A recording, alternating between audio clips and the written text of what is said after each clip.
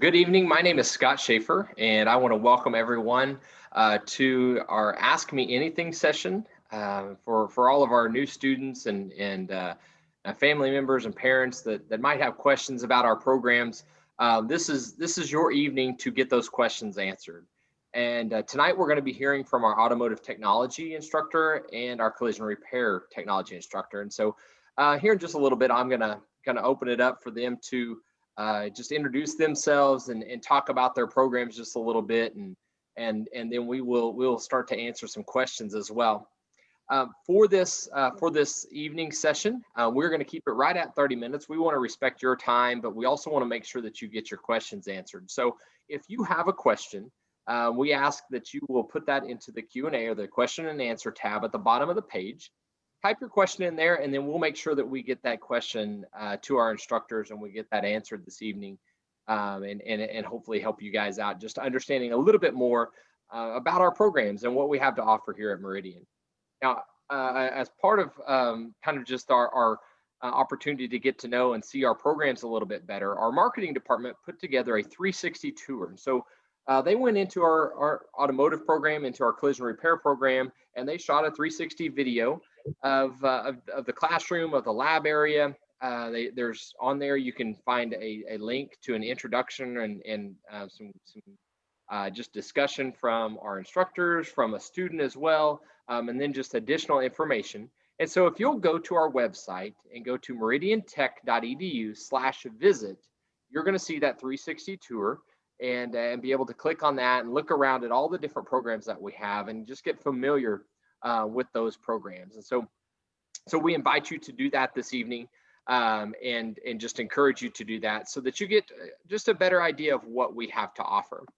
Now tonight, like I said, we're going to be hearing from our automotive technology instructor, or one of them, and then also our collision repair instructor. And so I'm going to allow them just to kind of introduce themselves and tell a little bit about themselves, and then also tell about their program. So we're going to begin with automotive technology and our instructor, Mr. Carlisle. And so I'll turn it over to you. And Mr. Carlisle, if you'll just tell us a little bit about yourself and kind of about your program.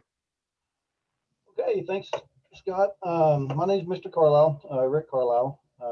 I've been teaching here. Actually, I'm starting my 4th year just about a week or so ago. I've been in Stillwater, 35 years, I guess. I had an own shop.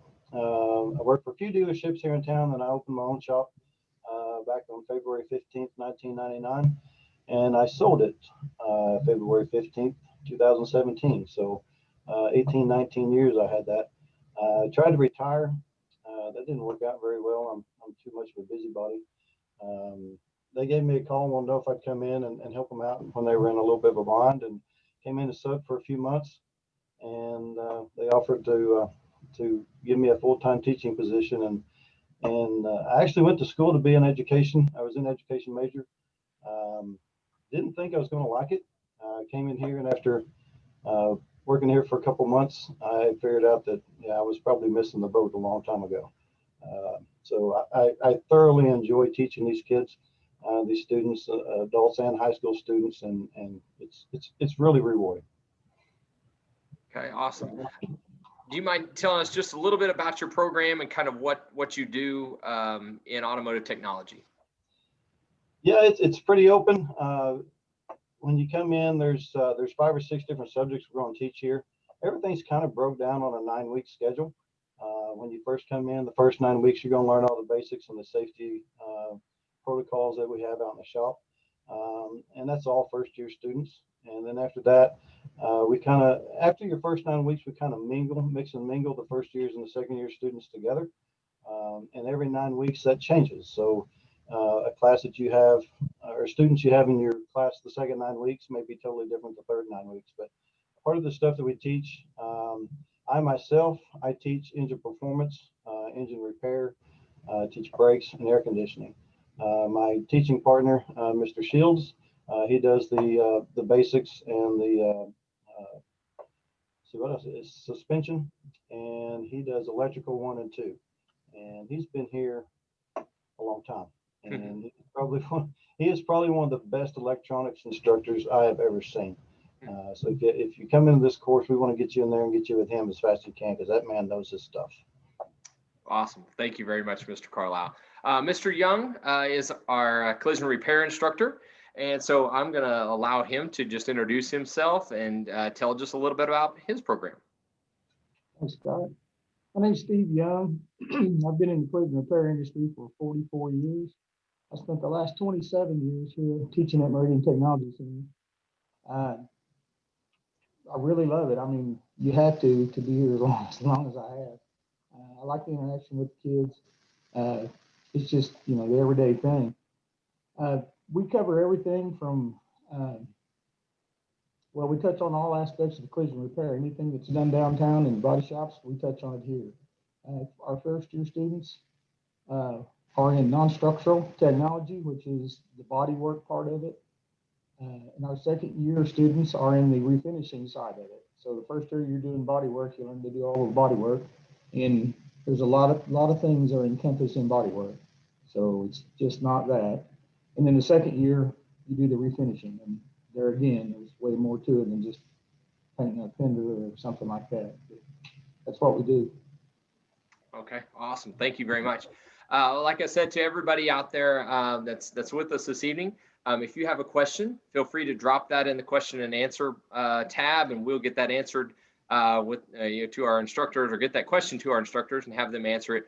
We did have a question come in prior to this evening, and we want to turn that over to Mr. Carlisle. And the question is from Heather. And it says, I'm a bit shy. Like I'm a little more timid than some, and have trouble communicating with people, at least at first. And so if I want to be in the automotive technology program, is that a problem?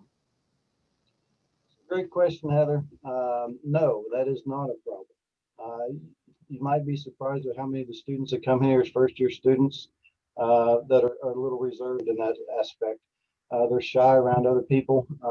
You know, most of the people you come in here with, you might come in with a few students from whatever school you attend, but you know, the rest of the students are going to be from all the other schools that we support around here. So you're going to get to meet a lot of new people. The good thing when you come in here, like I said, the first 9 weeks, you're always with Mr. Shields. With 37 or so years of experience in teaching, he's really good at reading students, and he's real good at helping them become more comfortable in the classroom. It's kind of a lighthearted time around here. We're serious, and we want you to get your work done, but at the same time, we're not going to you know, embarrass you in front of the other students for not getting something done. We want you to be as comfortable as you can possibly be. You know, when it comes to answering questions or asking questions in the classroom, we ask that you ask any question that you have, and we're not going to embarrass you in front of somebody and say, oh, you're absolutely not right. We're going to help you learn what that question is and what the answer is to that question. So it's something we deal with every year. There's half a dozen students like that every year. And usually by the end of the first 9 weeks, a lot of times we're having to ask them to quiet down a little bit because they're talking a little too much in class. So. Okay. All right. Mr. Young, same question to you. Like, is it a problem, you know, if you're a little more timid, a little shy to be in the automotive or in the collision repair area? No, not at all. I have students every year, just like Mr. Carlisle said, that are coming here and they're like that. I encourage them to ask questions, because when I was in school, I was kind of like that. I was afraid I had the answer. I just didn't want to be wrong. Mm-hmm. And I don't want them to be afraid to answer a question in here. You know, there's really no wrong answer. We're here to learn, and that's what we do. So I have them right now, but right now they're going away because they're comfortable in our class. We spend more time with them than their parents most of the time. I mean, in 1 week, so they get real comfortable with it. Okay, awesome. All right, so another question that we have is, what types of hands-on projects do you guys do in your programs, and kind of what is a typical day like in your program? So, Mr. Young, I'll let you start with that one. Okay, a typical day is right now is a little different than normal. We're split up 2 and 2. First year are coming Monday, Tuesday, second year coming Thursday, Friday, and we have a virtual day on Wednesday. But while you're here right now, you're in the shop and you're working with your hands the whole time you're here. In a typical year, you come here every day and do that. You know, our curriculum's online, it's assigned and it has a due date and you do it at home. And the reason we do that is because when you come here, we want you to work here. That's where you learn the most, is when you're out there doing it. Sure. Okay, awesome. Mr. Carlisle, you know, what kind of hands-on projects do you guys do, and what's a typical day like for your program? A lot like Mr. Young just talked about, it's a little different right now. COVID's kind of thrown us all a little curveball. We're in the same aspect of him. Our students, our first year students and second year students are all here 2 days a week, and then they're virtual 3 days a week. We do Zoom with them during the week, usually once, maybe twice a week, to answer any questions that they may have over some of the curriculum they may be having a problem with. Like him, our first year students are here on Monday and Tuesdays, and our second year students are here on Thursdays and Fridays. Hopefully, we get to the end of this year and stuff. Hopefully, we'll be back to going back to 5 days a week. I'm ready. It's actually a lot more work for us, only having students here 2 days a week, because the other 3 days we're trying to keep up with them, but then we also have other students coming in. So it's a lot more work, and we miss getting out in the shop with our students. In our program, it's about a 60-40 split. We're going to have about 60% out in the shop, and 40% of our days are going to be in the classroom. And not necessarily just sitting there reading a book or anything, but we're going to be lecturing over, different aspects of the automotive industry, and try and help these students, have a better idea of what they're going to be doing when they do go out into the shop, so they're not just completely lost. Sure. We want them to be able to go out there, and if I give them a job sheet to do, that that they know exactly what's supposed to be done, and they may get to a point that they have a question. That's what we're there for, to answer those questions and make sure they understand what's going on. Yeah, okay. Well, and you kind of mentioned this, like the job sheet, knowing kind of how to do that job. So that kind of leads us into our next question. What types of careers do your students, when they graduate from your program, what types of careers or what is their future path look like after they graduate from automotive technology? The career field in automotive technology is wide open. Everybody knows we've got electric vehicles out there now. We're trying to get into the autonomous vehicles. Everything that's driving by itself. Most of these new cars now have lane keeping technology and adaptive cruise controls, and all that stuff is ran by computers and radars and stuff. So the technology is advancing so fast. Sometimes it's even hard for us to keep up with. But as far as that goes, gosh, God, I kind of lost my track of thought there. As far as that goes, it's some of the jobs you can do is you don't have to just be a technician when you come in here. What we're going to do when you are here, we're going to get out there, we're going to get some grease under our fingernails, and we're going to learn how these things work. But when you leave here, it's not just a technician. You can be an automotive parts salesman. There's a service writer at dealerships. You can be a service manager. Of course, that's not something you're going to do the day you get out of here, but you have to step into that program. But even insurance adjusters, out there, vehicle has an accident or whatever, and that's kind of where Young's program and Mr. Young's program and ours kind of go together. Is either one of us, our students, either one of them can actually go into the insurance field as insurance adjusters, writing estimates and stuff to that effect. So there's a lot of things you can do that you don't necessarily have to get out there and get your hands dirty.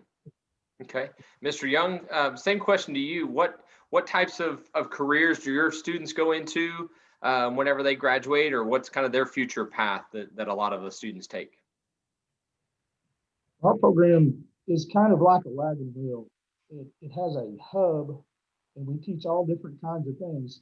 And then each spoke of that in our program can be a standalone job. You can be a glass man, a fiberglass man, a frame man, a painter, a body man and a painter. I mean, there's a lot of combination guys out there. an adjuster, just like Mr. Carlon said. Um, there's just all kinds of that. They go in there. They can go to a parts store. I've had people from my class. As a matter of fact, I have one right now that's going to a parts store. If they have a paint bank, they'll mix paint. You know, because we teach that in here, and they sell paint, so it all works out. Yeah. There's just all different areas that they can go into and be productive. Okay. Again, if anybody in there has a question this evening and you want to get that question answered by our instructors, we encourage you to put that in the Q&A tab, and we'll get that question out to our instructors and have them answer it. Another opportunity that our students have beyond just the classroom work, and then we have kind of our lab work, which is out in your shop areas and really the hands-on stuff. Another opportunity that our students have is leadership side of things, and that's through our career tech student organizations, or what we call a CTSO. And I know you guys are both of your programs are involved in SkillsUSA.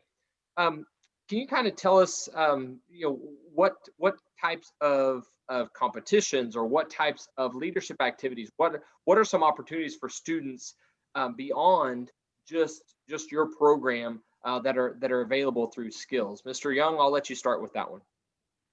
Our CTSO is SkillsUSA, and we have a competition every year. We go straight to state. We have a local competition that amongst our kids here in the class, and then we skip the districts and go straight to state. And we take two people. We take one in collision and one in refinishing, and they compete in that. That's a full day, and I mean a full day of competition when we do that.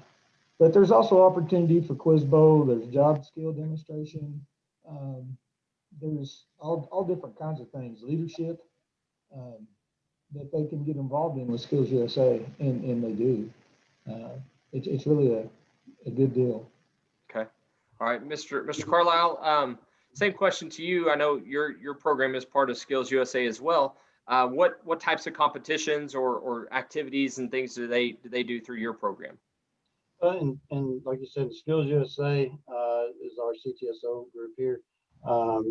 There's the competition of the technician competition every year that we have. Local, we just finished it up this week for our local competition. This year they're bypassing districts because of COVID, and usually we get to take between Mr. Shields and I, we get to take 4 students apiece to districts and compete up there. And then from there, the winner of districts gets to go to state, and we can each take 1 student to state. And then if you win state, you get to go on to nationals. And we've actually been lucky enough that since I've been here 3 years ago, we actually sent a student to nationals who is now has his own automotive repair shop in a town close to here. But he went to nationals and he finished 10th in the nation. That was quite an accomplishment. Yeah. I was pretty proud of the young man. So, Yeah. but on top of that, there is leadership. We have quiz bowls that they can participate in. But in the leadership, I mean, you can run for CTSO president, vice president. There's different categories in there that they can run into, and that gives them the leadership skills to participate in that with other students throughout the state. And then even from there, they can actually apply and run for an office on the national level, or state level, or national. So, yeah, lots of opportunities for students for sure. Yeah. Okay, well, kind of our final question for this evening, and this has kind of been a fun one for us on these sessions that we've had, is just what do you love about Meridian Technology Center? And so, Mr. Carlisle, what do you love about Meridian Technology Center? A lot. One of the main things, like I said, I've been here a short time, so I'm not a long timer like some of these other instructors that I have out here, but that in ways have been a good thing for me.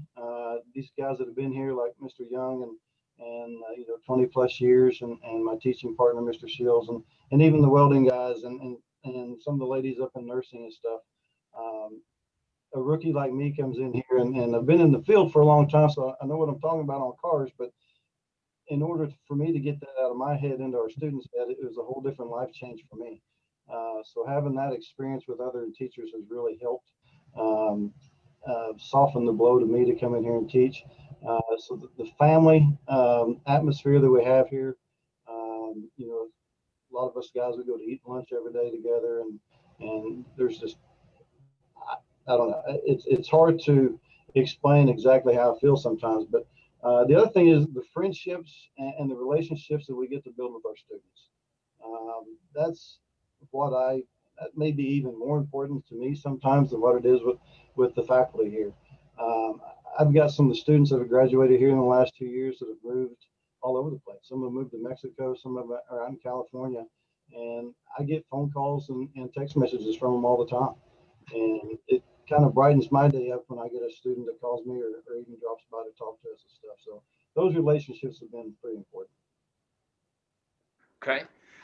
Mr. Young, I'll let you answer that question as well. What do you love about Meridian Technology Center? That was pretty good explanation right there. I love the student time. I love coming in and spending the time with the students. And just like I said, we spend more time with the students than their parents do by just, you know, that's just the way it is. They come in here and they spend 3 hours a day with you every day. And after a while, you get pretty close to them. When I go home at night, that door shuts. It follows me home. I find myself worrying about these kids and what they're doing, and as you get to know things about these kids that doesn't have anything to do with school, but it works out. I mean, it's really part of it, and I really enjoy it. Like Rick said, that, you know, the other teachers, the faculty, it's like a family atmosphere. Everybody helps each other. It's just a great place to work. I really enjoy it. Okay, we actually did have another question come in, and so I'm gonna throw this question to you guys, and this is one I think this is a great question. It says, I tend to be a bit anxious whenever things don't go quite right, which I think that's probably how all of us are, right? But is this going to be a problem at Meridian or in the future? You know, in this industry, is that going to be a problem? Mr. Young, I'll let you start on that one if you don't mind. Well, this is a school. And when you come here, you're not expected to know everything there is to know about it. You're learning while you're here. You're going to make mistakes. Don't be afraid of that. That's what we're here for. And hopefully we teach you well enough that when you go into the industry, we minimize that for you. But that's not a problem at all. We expect that, and there's nothing to be anxious about. Just the main thing is you got to communicate with myself, Mr. Carlisle, Mr. Shields, and we'll work through whatever you have. Okay, and Mr. Carlisle, I'll let you answer that one as well. Okay. You know, being anxious, and is that a problem, you know, at Meridian or in the future? It is not. I mean, no, it's not a problem as far as coming in here and getting in the program and learning what we're doing. I can go back to, I mean, I'm a product of Career Tech. It's been many years ago. It used to be called Votech.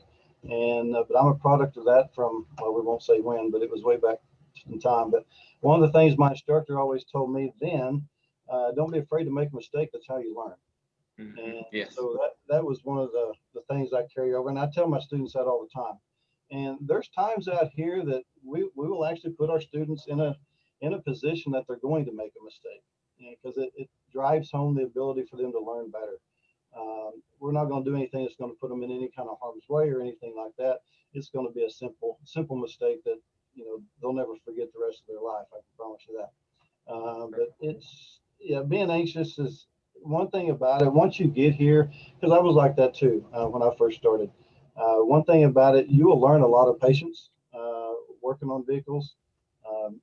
You can work on the same Ford F-150 or whatever, same year, make, and model, with the same exact problem for 10 trucks in a row, but it's 10 different problems. It'll be 10 different things that fix that truck. So it helps you focus, and it brings about a confidence factor whenever you're able to go in there and fix these things. Okay. All right. Thank you, guys. Yeah, to both of you all this evening, I want to thank you all for your answers and just for letting us kind of get a bird's eye view of what your program is kind of about, and just let us, our students and parents and friends, kind of understand. Now, if there's anybody out there right now that you have an additional question and you just didn't get it turned in tonight, that's fine. We want to get that question answered for you. And so we invite you to, again, go to the meridiantech.edu/visit page and click on the Ask Me Anything tab, and you can submit a question there, and we will get that question to our instructors, and our instructors will make sure that we get the answer back to you on that. We want you to have all the information that you need for each one of these programs. We also want to invite you to our virtual open house, and that's going to be January the 26th. Like I said, it's going to be virtual, but it's going to be another opportunity for you to meet our instructors, to talk, to ask questions. We invite parents, we invite family members to join with us as well, and you can find that information on the meridiantech.edu/visit page as well. And so we invite you to do that. Now, over the last couple of weeks, you should have received in the mail a guide to tech and a yellow application for if you decide that you want to enroll at Meridian Technology Center. And we hope that you do. We want you to enroll or to apply. If you got that application and you decide that you want to apply for any of our programs, we encourage you to get that filled out. And if you are a high school student, turn that into your guidance counselor at your high school. And if you're a homeschool or a virtual student, you will actually turn that in at Meridian Technology Center at the Career Planning Center. And so you just come to our main entrance and ask for the Career Planning Center, and you can turn in your application there. Now, again, if you're a high school student, we are going to then sit down with you and do a one-on-one interview. And it's going to be very simple. It's going to just kind of get to know you a little bit better, make sure that the program that you're wanting is exactly the right fit for you and what your career aspirations are. It'll take about 5 minutes, really simple, and it'll be something where we can just get to know you a little bit better. And that's going to take place sometime in the middle to late February.